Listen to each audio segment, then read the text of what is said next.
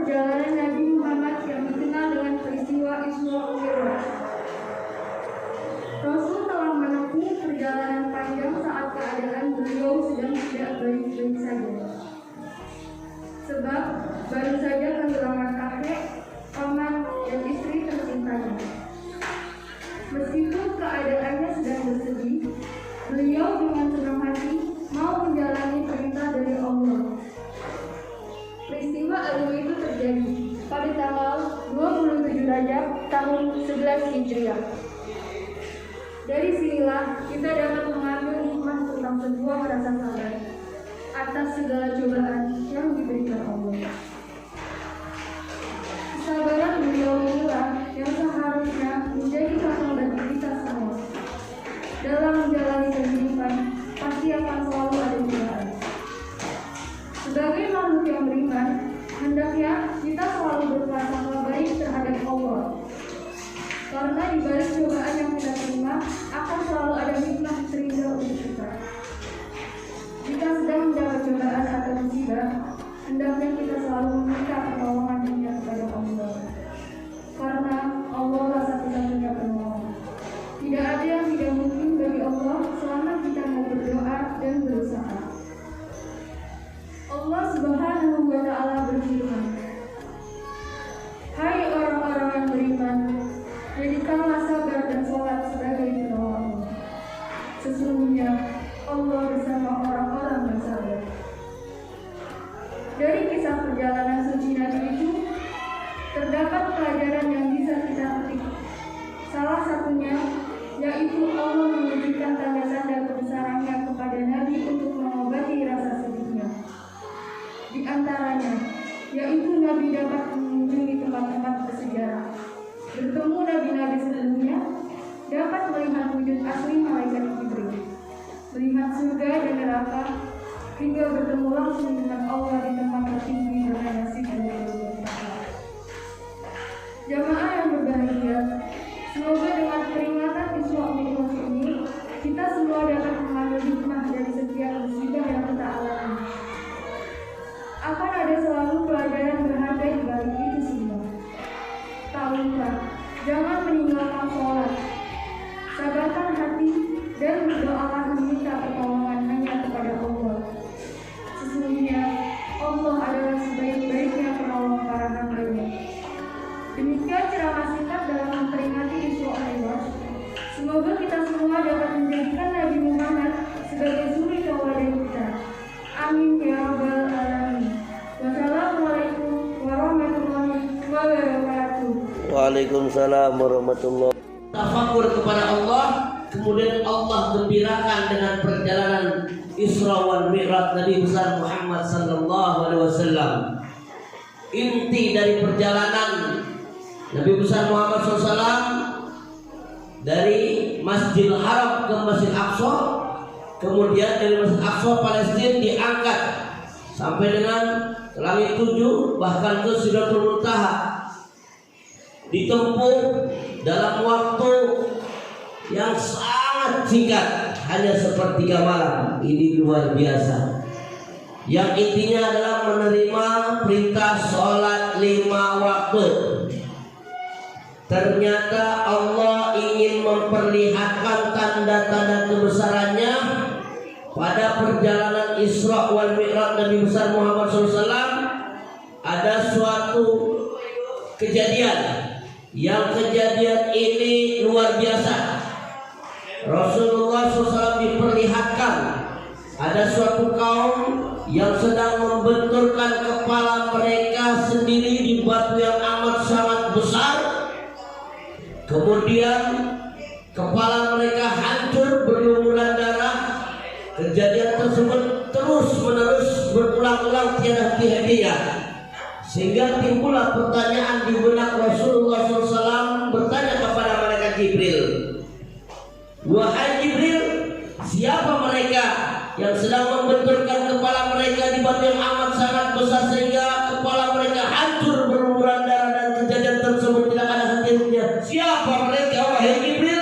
Apa kesalahan mereka sehingga mereka seperti itu?" Lantas malaikat Jibril alaihissalam menjawab, wahai Muhammad, haula'i min ummatika, mereka adalah dari kalangan umatmu, tatasaqqaluna ru'usahum 'anis salatil maktubah, mereka yang semasa hidup di dunianya melalaikan salat 5 waktu, berat untuk sujud kepada Allah sehari semalam 5 waktu. Anak-anakku yang berbahagia, inti kesimpulan dari kisah ini adalah jangan pernah kita meremehkan ataupun melalaikan perintah sholat 5 waktu. Kalau kita lihat dari sejarah, ketika Rasulullah diperintahkan untuk berzakat, turun wahyu melalui malaikat Jibril. Ketika Rasulullah SAW diperintahkan untuk melaksanakan haji, turun wahyu melalui malaikat Jibril. Ketika Rasulullah SAW diperintahkan untuk berzakat, turun wahyu, mohon maaf bukan Pak Wahyu ya, turun wahyu, artinya melalui perantara malaikat Jibril. Tapi ketika Allah perintahkan sholat 5 waktu, Allah tidak menurunkan wahyu atau menurunkan Al-Quran, akan tetapi Allah mengundang langsung Nabi besar Muhammad SAW. Allah panggil ini kehendak Allah, sehingga perjalanan Isra Mi'raj adalah kekuasaan Allah, kehendak Allah, maunya Allah, Allah yang memanggil. Rasulullah akhirnya diisrakan dan dimi'rajkan oleh Allah Subhanahu wa taala. Baik, sebaliknya, siapa orang yang menjaga sholat 5 waktunya sehari semalam, niscaya Allah akan selamatkan dari segala macam mara bahaya, bala musibah, wabah, virus dan penyakit. Dan termasuk awwalu ma yuhasabu yaumil qiyamah as-shalah. Amal pertama kali yang dihitung di hadapan Allah kelak di hari kiamat adalah amalan sholatnya. Fa in saluhat saluha sa'iru amali. Apabila amalan sholatnya baik, maka akan baik pula amalan yang lainnya. Wa in fasadat fasad sa'iru amali. Dan apabila rusak,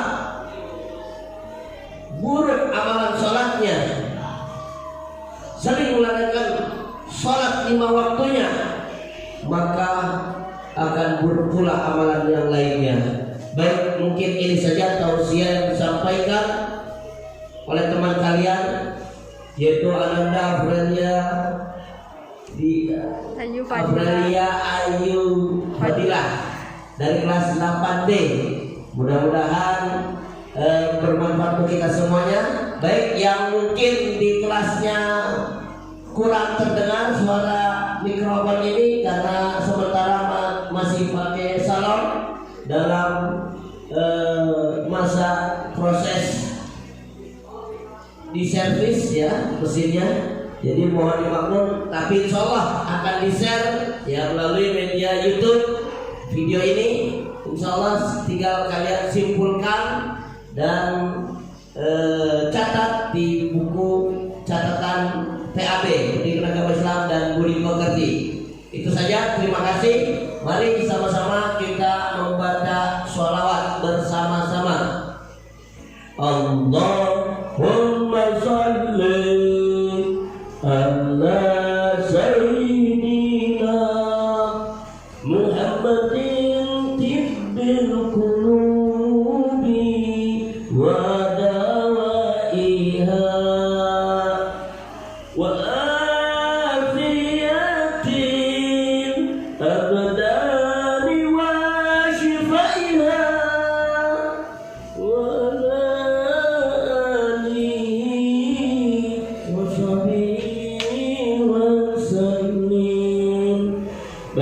kita tutup dengan membaca, baik terkait dengan ujian sekolah, baik itu ujian praktik maupun tertulis. Silakan monggo disampaikan di kelasnya masing-masing. Kita akhiri dengan baca doa kafaratul majlis bersama. Subhanakallahumma wa bihamdika asyhadu an la